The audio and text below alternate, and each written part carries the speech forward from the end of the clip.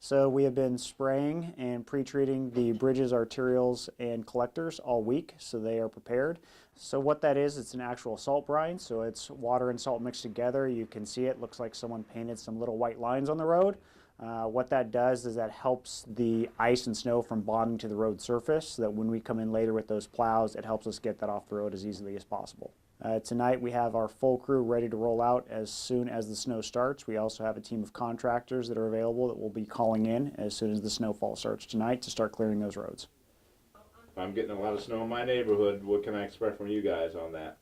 So neighborhoods, we do not plow unless we have over 6 inches or directed by the city manager. So we'll be closely monitoring that to see if that situation becomes necessary or not.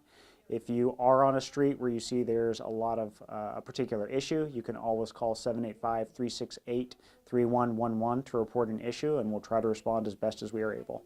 So we break up the city into several different zones that our operators work. Obviously our first priority are the major streets, the arterials, collectors, the bridges, and then we also treat some of those hot spots. So that'll be our initial focus. We want to make sure that the busiest streets and the streets that carry the most people are able to be treated first and safe to pass. So we have 2 trucks per zone, and then they alternate. We have a day crew and a night crew, so once we roll out, we'll have 24-hour operations until we feel that the streets are in a good condition. So you'll always have somebody in the zones working? Correct. So each zone has 2 crews that are assigned to it, and so those crews will be out there working in those zones. So we don't start in one section of the city and move to another. We work all across the city simultaneously, and that's happening day and night.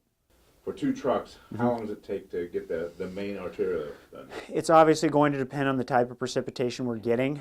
Anywhere from 24 to 48 hours, we can usually have those arterials and collectors in a pretty good condition. Obviously, if snow is falling continuously, that's going to extend longer.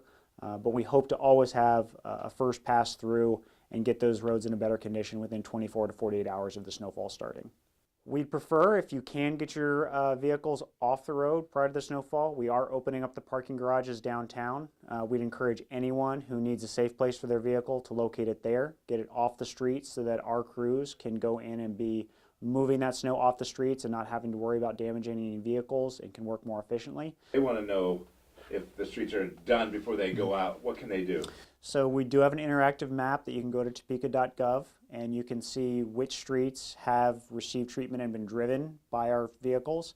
That doesn't mean the road is perfectly safe, but that will tell you that those streets have been touched by our crews. So anybody in the public can go and see where we're working and see the progress that we're making. So the trucks have GPS devices on them. Those GPS devices show us exactly where they've been within about 10 feet or so. The technology is not perfect, but we can be pretty sure if it's out on the road, they've been out there.